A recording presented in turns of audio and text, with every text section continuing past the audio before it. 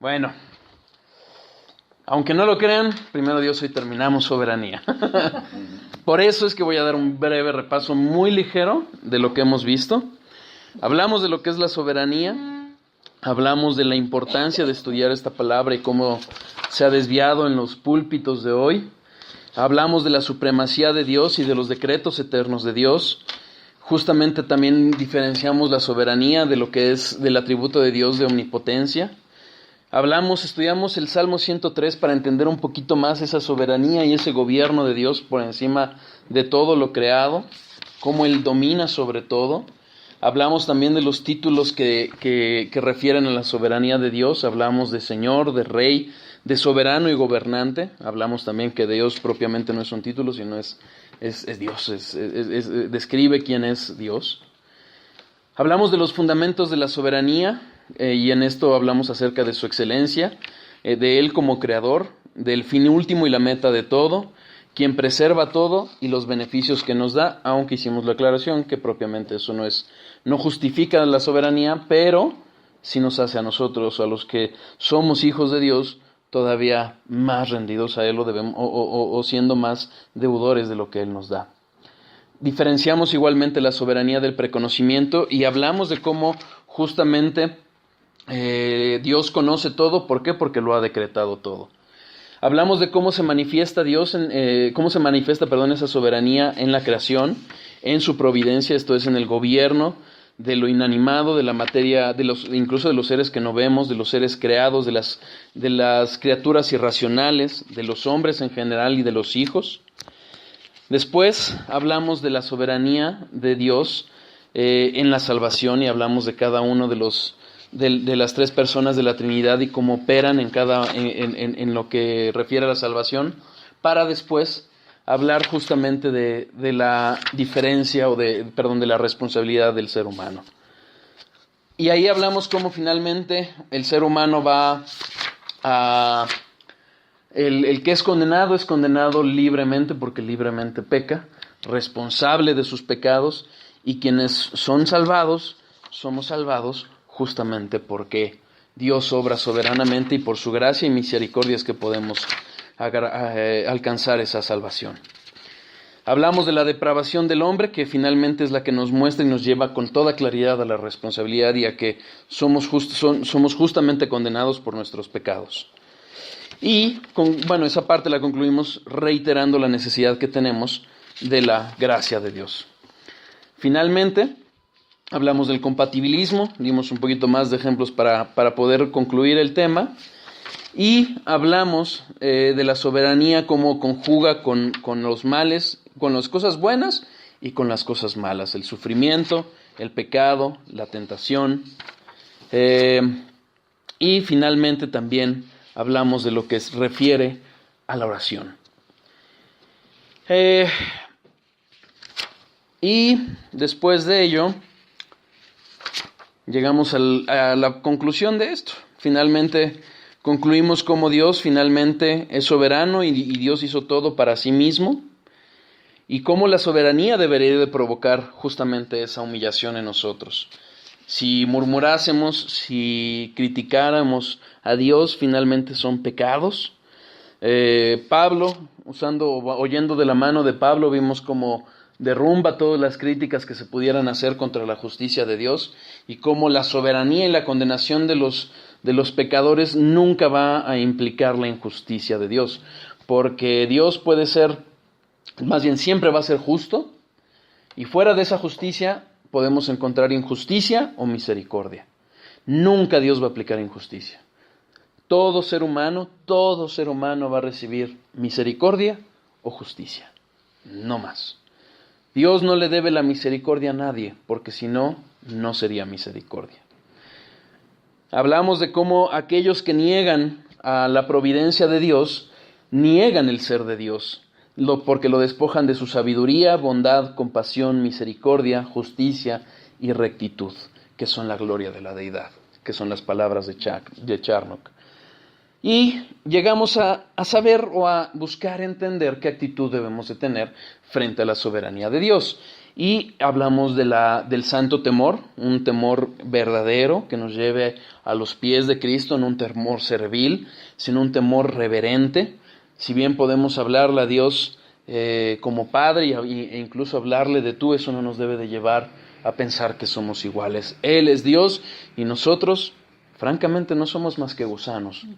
Y si hoy tenemos una relación con Él es por su gracia y misericordia. Hablamos también de la obediencia que debe de haber, que debe de llevar justamente a Dios, y la resignación, como finalmente cuando Dios obra soberanamente, lo que es bueno, gloria a Él, pero también lo que es malo, gloria a Él. Y justamente de la mano con lo que explicábamos antes de cómo opera la soberanía con las cosas entrecomilladas malas, o bueno, que sí son malas, pero que tienen un fin bueno, eso nos debe de llevar a una mayor dependencia y a una mayor unión con Cristo. Y ahí nos quedamos. Entonces vamos a la siguiente respuesta que deberíamos de dar como hijos de Dios, ante la soberanía de Dios, y es, ya vimos, reitero, temor, obediencia, resignación, pero también gozo y agradecimiento. Salmo 103, versículo 1.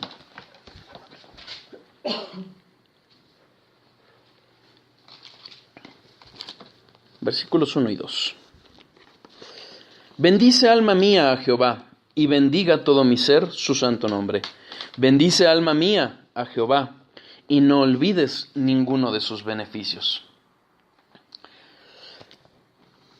Muchas veces, ¿qué es lo que sucede? Y lo enfrentamos o lo vemos en lo que muchas veces se manifiesta en estas iglesias pentecostales, carismáticas, que llegan a buscar manifestaciones extraordinarias, ¿no? Y obviamente vemos las falsificaciones de los dones del Espíritu. O sea, sería mucho abundar en ello, pero si gustan abundar en el tema, vean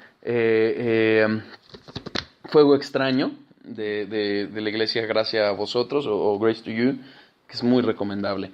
Pero finalmente, ¿qué es lo que sucede y por qué traigo esto al tema? Muchas veces los carismáticos o los pentecostales tildan a los reformados, a los calvinistas, que no tenemos fe. Y por falta de fe es que supuestamente no vemos las manifestaciones del Espíritu. ¿Ok? ¿Qué manifestaciones del Espíritu? Milagros, básicamente. Son los que intentan o falsifican en esos lugares. Escuchando una vez una discusión una entrevista que le hizo Bill Johnson a John MacArthur, analizaban este punto y decían, ¿realmente quién necesita, quién de los dos grupos necesita más fe? ¿El carismático pentecostal que necesita estar viendo milagros y cuestiones extraordinarias? ¿O nosotros que sabemos que en la providencia y en el gobierno de Dios está en todo? Nosotros sabemos que esos detalles que pueden parecer insignificantes, pero siendo Dios soberano y gobernando todo, tiene control de ellos, por fe sabemos que están ahí. ¿Sí me explico? ¿Realmente quién necesita más fe? O sea, los carismáticos andan buscando, como los judíos, buscando señales. Pero realmente, ante la revelación que nos da la Biblia, es que por fe sabemos que Dios está en control de todo. ¿Correcto? Y entonces, cabría preguntarnos, ¿estamos viendo la mano de Dios en todo lo que acontece? ¿Aún en lo malo? Efesios 5:20. Michelén, que no estamos agarrados nosotros de la mano de Dios, sino el Señor Jesucristo nos tiene agarrados. Totalmente.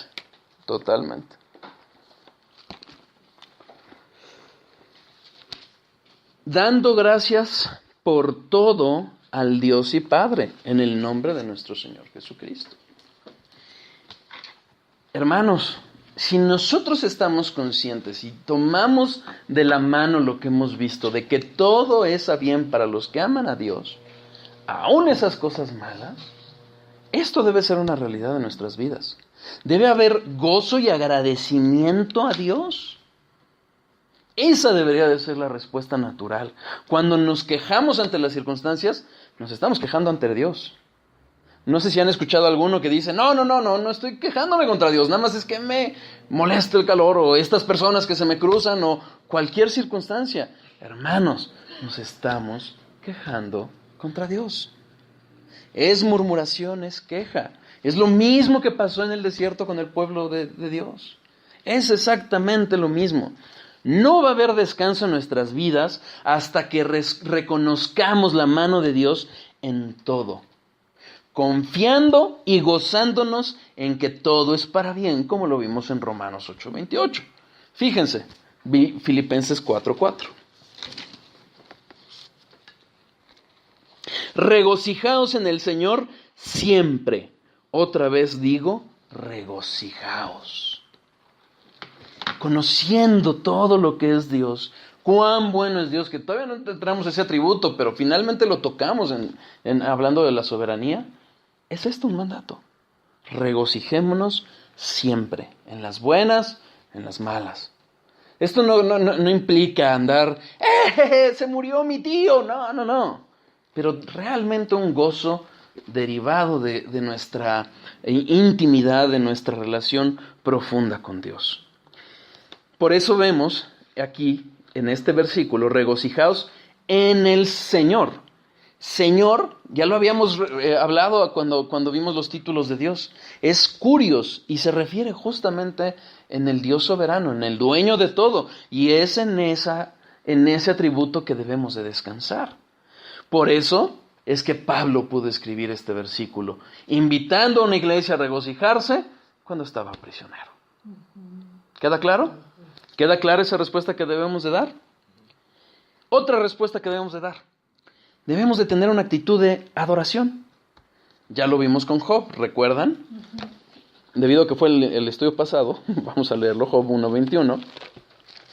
Recordemos todo lo que le había pasado a Job y dijo, desnudo salí del vientre de mi madre y desnudo volveré allá. Jehová dio y Jehová quitó. Sea el nombre de Jehová bendito.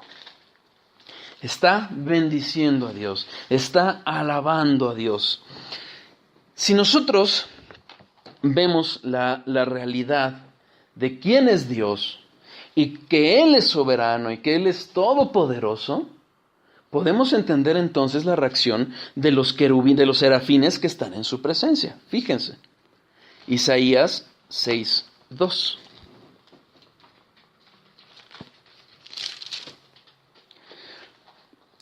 Por encima de él, es una visión que tuvo Isaías, había serafines, cada uno tenía 6 alas. Con 2 cubrían su rostro, con 2 cubrían sus pies y con 2 volaban. ¿Por qué cubrían su rostro? Porque no eran dignos de Dios. Dios, la magnificencia de Dios nos debe de llevar a entender nuestra posición como criaturas. Aunque seamos la mayor creación dentro de la mayor de las creaciones, en su creación total, no importa. Dios es infinitamente superior y nosotros infinitamente inferiores. Y debemos de reconocer, con todo lo que hemos visto y con lo que Dios quiera que veamos y que cada uno debemos de estar estudiando, que Dios no es un déspota tirano. Él es bueno e infinitamente sabio. Hermanos, es bueno e infinitamente sabio. Ello implica que Él no va a cometer ningún error y no va a cometer ninguna injusticia. Pink lo refiere de esta forma. El mero y solo hecho de que la voluntad de Dios sea irresistible e irrevocable me llena de temor. Pero una vez que me doy cuenta que Él es solamente, que Él solamente quiere lo bueno, mi corazón se llena de gozo. Romanos 12:2.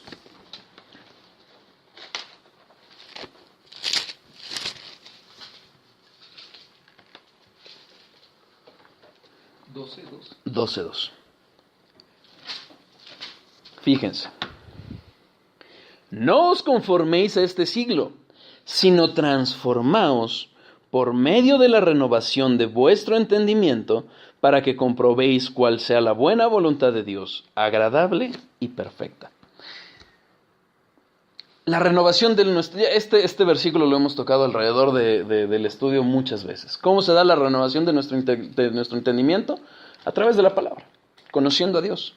Obviamente de la mano del Espíritu Santo para que la aplique en nuestros corazones. Pero es a través de la palabra que vamos a llegar a ¿qué? ¿Cómo nos dice este versículo?